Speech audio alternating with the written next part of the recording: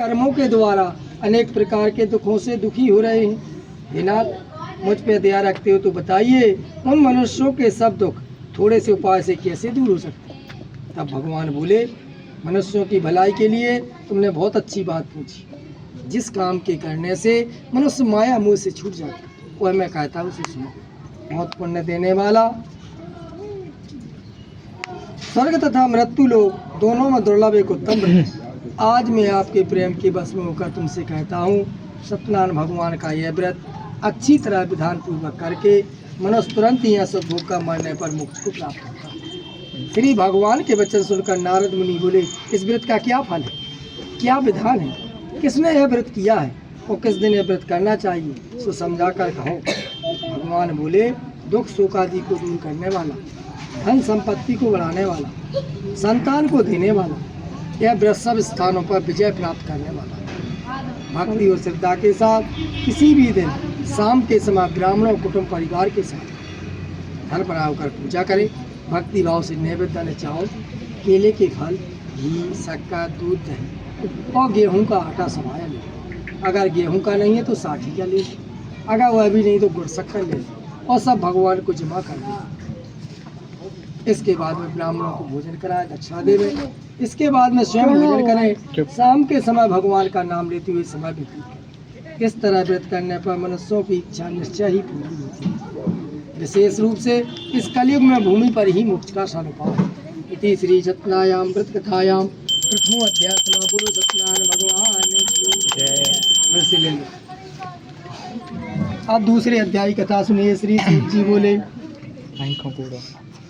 कि सुंदर काशीपुरी नगरी में एक अति निर्धन गरीब ब्राह्मण रहता था। वह भूख प्यास से बेचैन हुआ नित्य पृथ्वी पर घूमता था।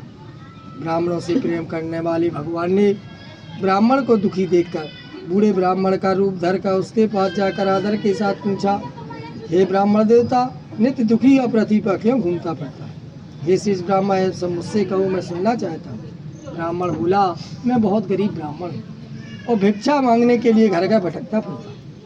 अगर हमारा भिक्षा मांग वो बंद हो जाए, कोई ऐसा उपाय जान तो कृपया कर बताओ। तब बूढ़ा ब्राह्मण बोला, सत्यनारायण भगवान जो मन में इच्छा करो वह फल को देने वाले, इसलिए हे ब्राह्मण देवता तू उनका पूजन कर, जिसके करने से मनुष्य सब दुखों से मुक्त होता है।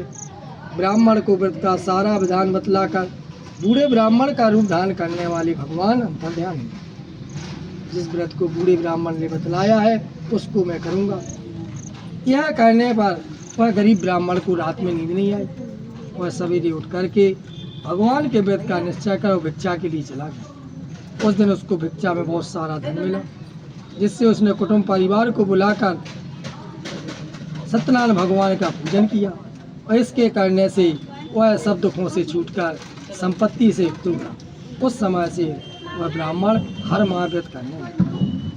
इस तरह भगवान के व्रत को जो करेगा वह सब पापों से छूटकर मोक्ष को प्राप्त होगा। आगे जो भगवान का व्रत करेगा वह मनुष्य सब दुखों से छूट जाएगा। इस तरह नारद जी ने नारायण भगवान का कहा हुआ यह व्रत मैंने आप लोगों से कहा। हे विप्रो, मैं अब और क्या कहूँ। ऋषि बोले कि हे मुनीश्वर, संसार में इस ब्राह्मण से सुनकर के किस किस ने इस व्रत को किया है वह हम सब सुनना चाहते, इसके लिए हमारे मन में श्रद्धा है। तब सूत जी बोले कि हे मुनियों, जिस जिसने इस व्रत को किया सुनो।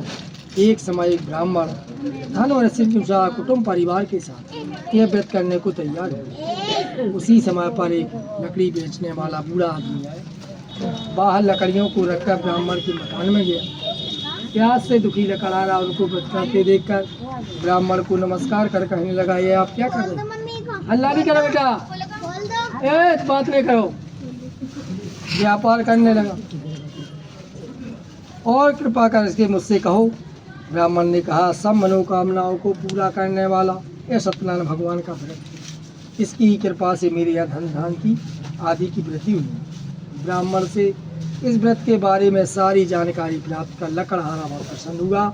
चरणामृत ले और प्रसाद खाने की बात अपने घर को गया।